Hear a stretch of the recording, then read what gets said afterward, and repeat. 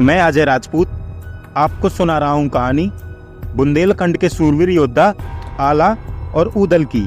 मांडवगढ़ की जीत के बाद आला ऊदल की कीर्ति चारों तरफ फैलने लगी थी, पर ईर्ष्या और द्वेष से भरा उनका मामा माइल इस बात को स्वीकार नहीं कर पा रहा था और एक नए षड्यंत्र में लग गया।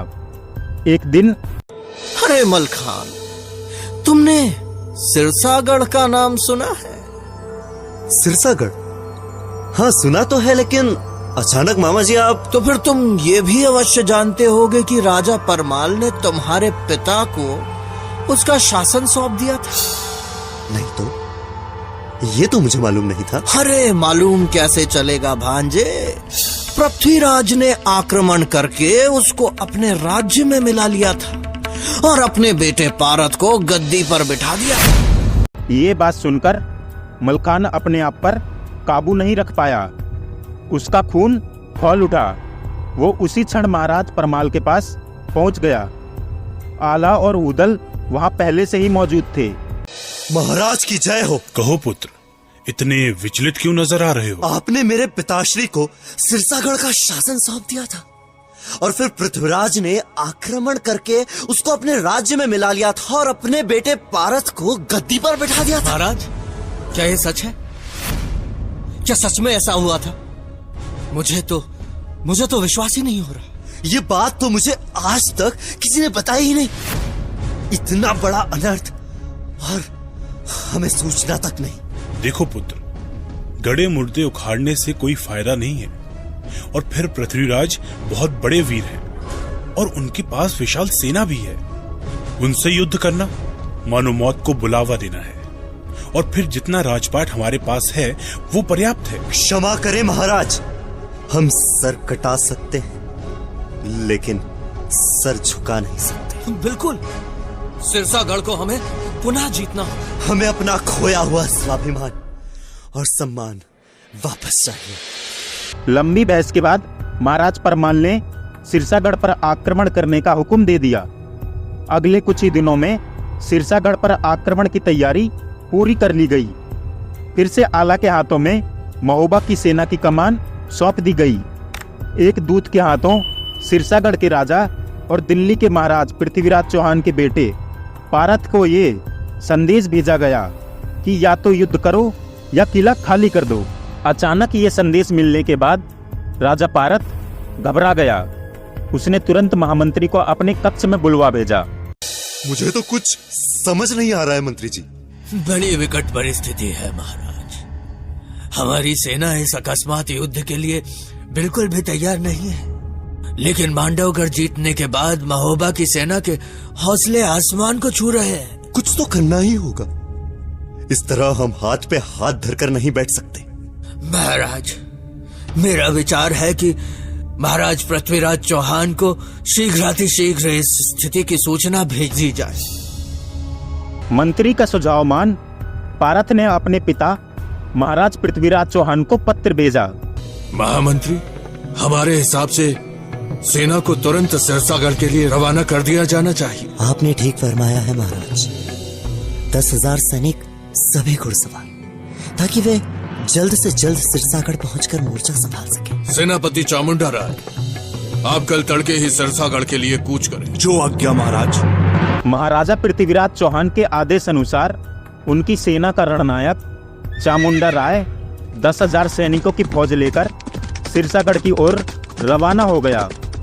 इधर महोबा की सेना सिरसागढ़ तक पहुंच गई थी और अगले ही दिन प्रातःकाल आला के नेतृत्व में महोबा की सेना ने सिरसागढ़ पर आक्रमण कर दिया। पारत भी अपनी सेना के साथ तैयार था। युद्ध आरंभ हो चुका था। 6 दिनों तक घनघोर घमासान युद्ध होता रहा और कोई निर्णय ना निकला। कि घोड़ा बिचला था ऊदल का, जिसमें बहे हजारों जवान, आधी जमुना में पानी बहे, आधी बहे रकत की धार। और 7वें दिन ऊदल ने तलवार मारकर पारत को घायल कर दिया। घायल पारत ने युद्ध क्षेत्र से भागकर अपनी जान बचाई।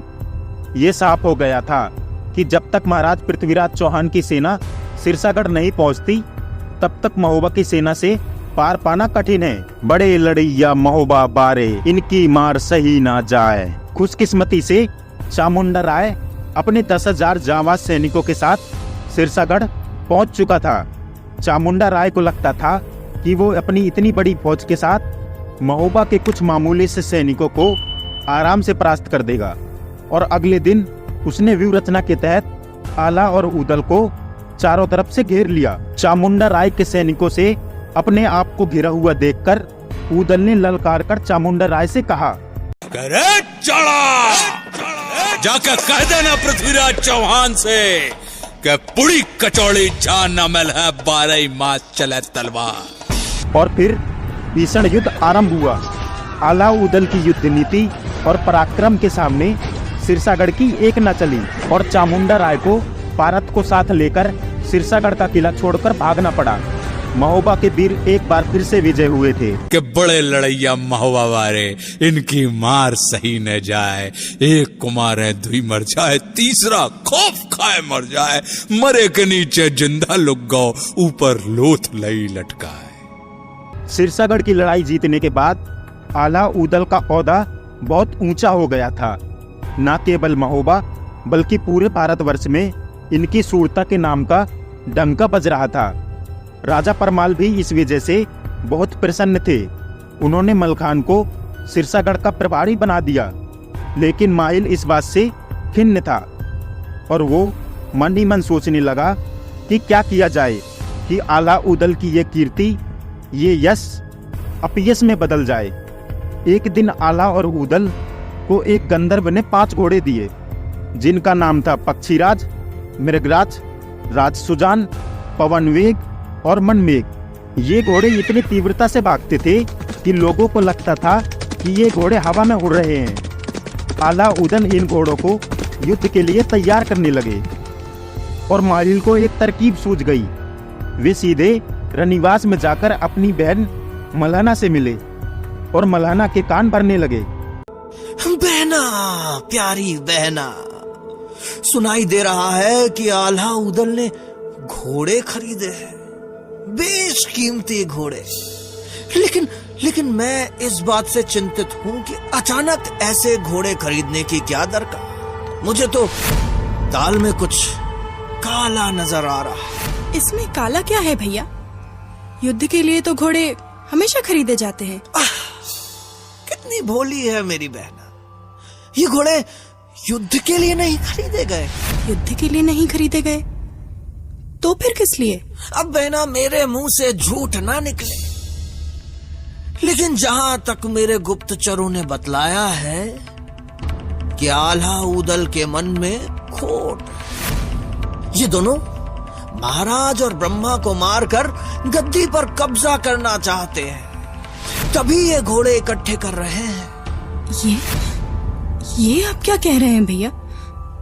नहीं, ये सच नहीं हो सकता। बहन, मन तो मेरा भी चाहता है कि ये बात झूठ हो, लेकिन कहीं अगर ये बात सच निकली तो फिर उस दिन हम क्या कर पाएंगे। इसीलिए उचित तो यही होगा कि तुम महाराज को इस बात से अभी अवगत कराओ। हाँ, आप उचित ही कह रहे हैं।